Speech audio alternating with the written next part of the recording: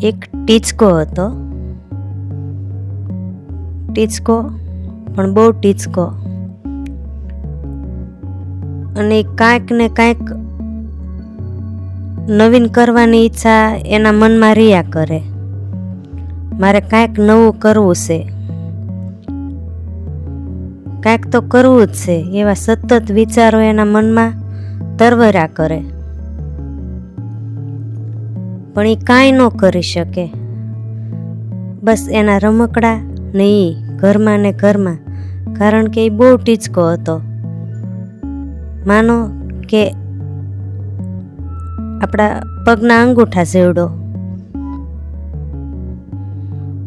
ન કાંઈ કરી શકે કે ન ઘરની બહાર જઈ શકે. બહાર જાય તો એના મિત્રો એને ટીચકો ટીચકો કહીને ખીજવે. એટલે ચૂપચાપ થઈ ને ખૂણામાં બેસી રહી. ક્યારેક તો બહુ રોવા મળે, ક્યારેક બહુ ઉદાસ થઈ જાય.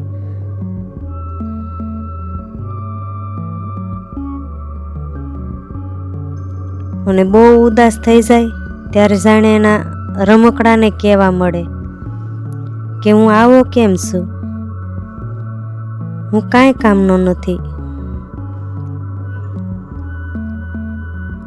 બધા કાંઈકનું કાંઈક કરે છે અને મારાથી કાંઈ થતું નથી.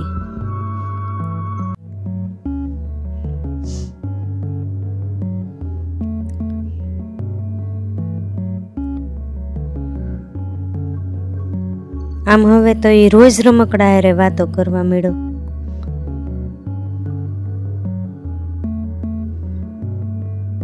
અને આમ રોજ એની આગળ એની વ્યથા કહે અને ઉદાસ રહે.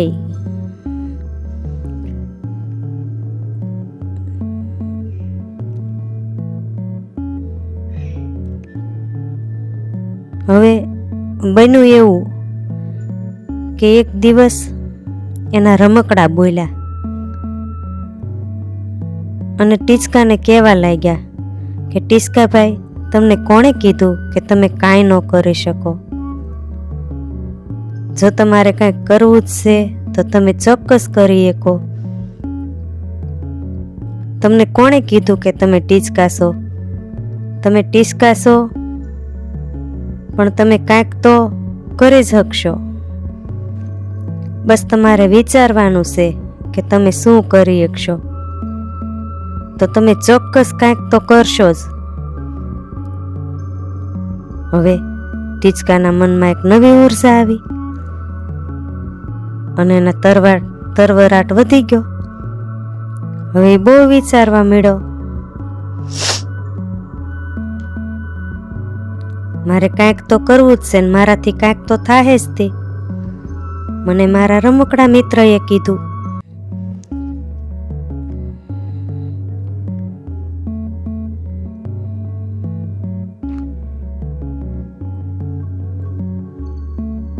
અને એવામાં ને એવામાં એક દિવસ ગામમાં ચોર લૂંટારા ઘૂસી ગયા અને ટીચકાના ઘર આગળ ચૂપચાપ વાતું કરે. અને ટીચકો હાવ ટીચકો એટલે એને કોઈએ જોયો નહીં. અને ટીચકાએ બધી વાત સાંભળી લીધી. અને જેવા લૂંટારા ઘોડા ઉપર ચડી ને લૂંટપાટ કરવા ગામમાં ઘૂસ્યા કે ટીચકાએ હાથમાં લાકડાનું નાનું હાંઠીકું પકડી લીધું અને જે સલાંગ મારીને તે લૂંટારાના કાનમાં હાંઠીકે કંજવાળે ને હાંઠીકું ફેરવવા માંડ્યો.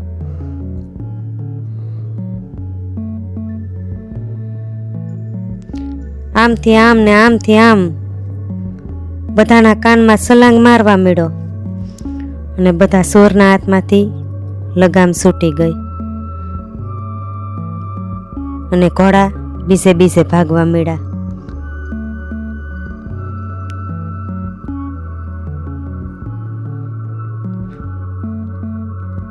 એક લૂંટારાના હાથમાં ટીચકો આવી ગયો અને એણે ગભરાઈને ટીચકાનો ઘા કરી દીધો અને ભાગ્યા કાલે આવીશું એમ કરીને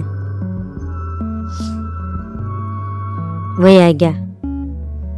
અને બીજા દિવસે વળી પાછા આવ્યા અને ટીસ્કાના ઘર આગળ નીકળ્યા ને ગામમાં ઘૂસ્યા.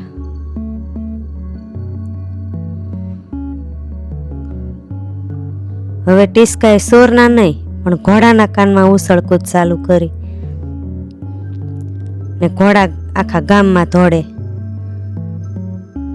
ને આખા ગામને ખબર પડી ગઈ કે આ લૂંટારા છે ને ટીસ્કો આપણી મદદ કરે છે.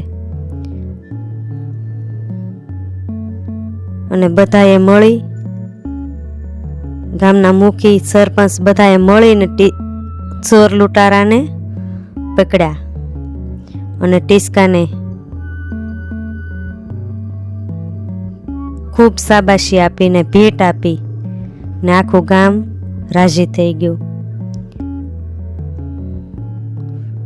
ને આપણા માટે ટીસ્કો એક ઉદાહરણ બની ગયો કે દુનિયામાં કદ ભલે નાના મોટું હોય પણ જેને કાંઈક કરવું જ છે, જેણે ધ્યેય બાંધી જ લીધો છે, એ ચોક્કસ મોટા કાર્ય કરે જ છે. તો